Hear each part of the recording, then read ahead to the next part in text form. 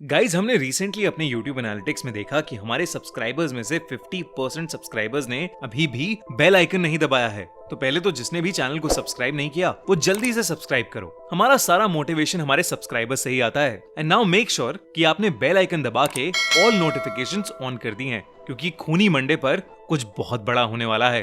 और हाँ, YouTube की सेटिंग्स में जाकर जरूर चेक कर लेना कि आपकी नोटिफिकेशंस ऑन भी हैं या नहीं। आइए आज की कहानी एंजॉय करते हैं।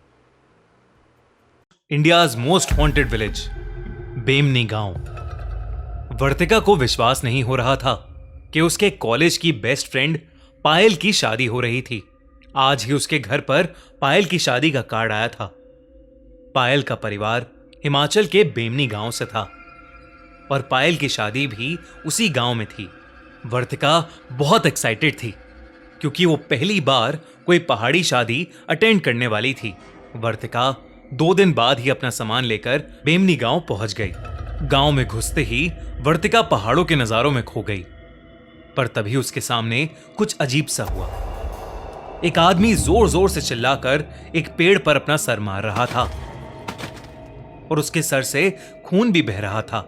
पर आसपास के लोगों को मानो उससे कोई फर्क ही नहीं पड़ रहा था। वर्तिका को उस आदमी के पास जाने से भी डर लग रहा था, पर उसने हिम्मत करके जैसे ही उस आदमी को रोकने के लिए उसकी तरफ कदम बढ़ाए, 2 लोग उस आदमी के पास पहुंचे और उसे बाजुओं से पकड़कर कहीं दूर ले गए। कुछ सेकंड्स के लिए वर्तिका सोच में पड़ गई कि तभी उसे अपने पीछे से किसी की आवाज आई, वर्तिका। वर्तिका ने पीछे मुड़कर देखा तो उसकी बेस्ट फ्रेंड पायल खुद उसे लेने के लिए घर से बाहर आई थी। पायल के हाथों में लगी मेहंदी देखकर वर्तिका उस पागल आदमी के बारे में भूल ही गई और पायल के साथ उसके घर के अंदर चली गई। घर के अंदर घुसते वक्त वर्तिका ने देखा कि कुछ पंडित पायल के घर के बाहर नमक से एक घेरा बना रहे हैं। मंत्र पढ़ते हुए वो पंडित पूरे घर के आसपास नमक बिछा रहे थे। वर्तिका ने पायल से इसके बारे में पूछा तो पायल ने बताया कि गांव में शादी वाले घरों को ऐसे ही बचाया जाता है। बचाया जाता है? ये सुनकर वर्तिका के मन में और नए सवाल आ गए थे। वो अपने सवाल पूछ पाती कि उससे पहले ही घर की बाकी औरतें उन दोनों को खींचकर तैयार होने के लिए ले गईं। कुछ ही घंटों में पायल और वर्तिका भी तैयार हो गईं और सभी लोग शादी के लिए निकल गए।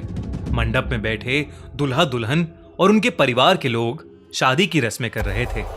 उसी रस्म के बीच पंडित ने पायल को मंडप में जल रही आग में घी डालने को कहा, लेकिन तभी पायल मंडप में बैठे बैठे अचानक से अपने सर को बाईं और दाईं तरफ हिलाने लगी। पंडित के दोबारा कहने पर पायल ने सीधा पूरा घी का डब्बा उठाया और उस आग के अंदर फेंक दिया। आग बहुत ज्यादा भड़क गई और पंडित का एक हाथ आग से जलने लगा। गाइस, वीडियो में आगे बढ़ने से पहले मैं आपको डिज्नी प्लस हॉटस्टार के नए शो के बारे में बताना चाहता हूँ, जिसका नाम है दहन, राखन का रहस्य। शो में गवर्नमेंट ऑफिसर अवनी शिलासपुरा नाम के शहर में अपने नए माइनिंग प्रोजेक्ट के लिए जाती है। माइनिंग करते समय शिलासपुरा के एक प्राचीन मंदिर के कुछ हिस्से में दरार आ जाती है। लोग कहने लगते हैं कि वो मंदिर एक मायावी का है और अगर उस मंदिर को कुछ भी नुकसान हुआ तो फिर उसकी माया से पूरा शिलासपुरा बर्बाद हो जाएगा। है ना बड़ा सुपर नेचुरल और इंटरेस्टिंग प्लॉट। चलिए मिलकर पता लगाएं कि आखिर शिलासपुरा का क्या राज है। चेक आउट हॉटस्टार स्पेशल्स दहन, राखन का रहस्य, now streaming only on Disney Plus Hotstar. Link in the description.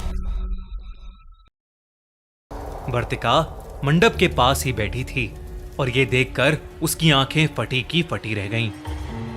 देखते ही देखते पायल के हाथों का रंग काला पड़ने लगा और वो जोर जोर से अपने हाथों से जमीन पीटने लगी। घूंघट के नीचे उसका चेहरा तो नहीं दिख रहा था, पर उसके काले हाथ देखकर वर्तिका की हालत खराब हो गई थी। पर मंडप में बैठे लोग वहां खड़े होकर बस पायल को देख रहे थे।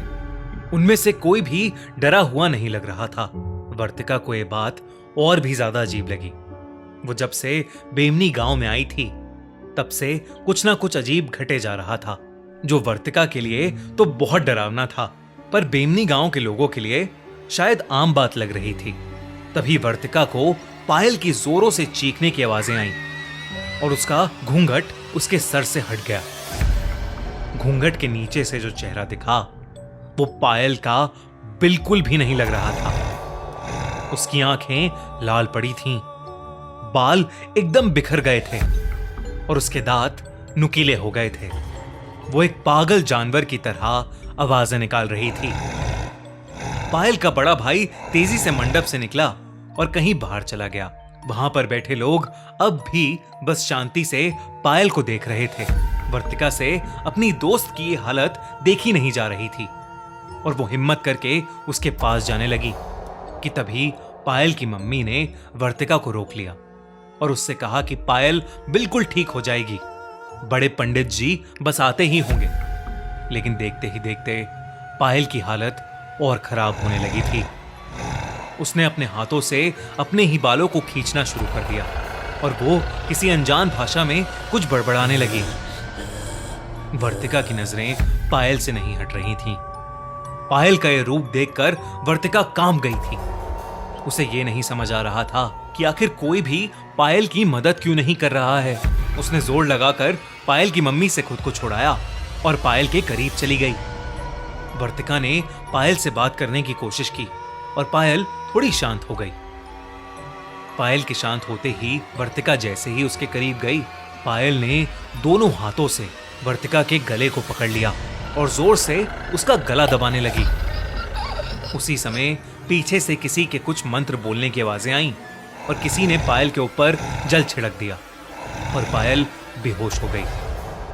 उसी के साथ वर्तिका भी बेहोश हो गई। जब वर्तिका की आंख खुली तो वो एक बेड पर सो रही थी। वो पायल के घर में थी।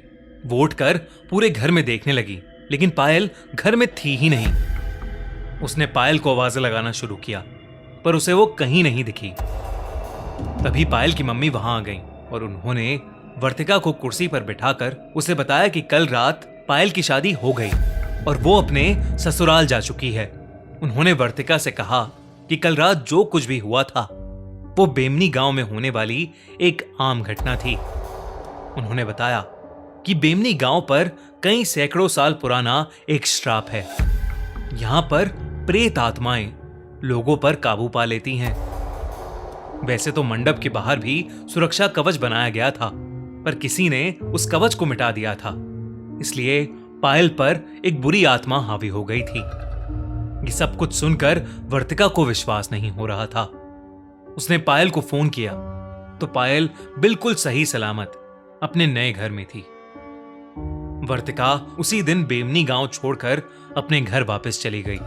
उस गांव और उस शादी को शायद वर्तिका कभी नहीं भूल पाएगी। क्या बेमनी सच में शापित है या ये सब सिर्फ कहानियां हैं? आपको क्या लगता है? हमें कमेंट्स में जरूर बताइए। गाइज, अगर आपको हमारी ये कहानी पसंद आई तो आपको हमारी इस हफ्ते की फ्रीकी फ्राइडे स्टोरी सच और माया बहुत पसंद आएगी और आप उस कहानी को सुनकर अपनी बिलीफ्स और आइडियोलॉजीज को क्वेश्चन जरूर करेंगे। तो अभी जाइए स्पॉटिफाई पर और सुनिए सच और माया only on the horror show by खूनी मंडे। और अगर आपको ये वीडियो अच्छी लगी तो हमारा चैनल खूनी मंडे सब्सक्राइब करना बिल्कुल मत भूलना।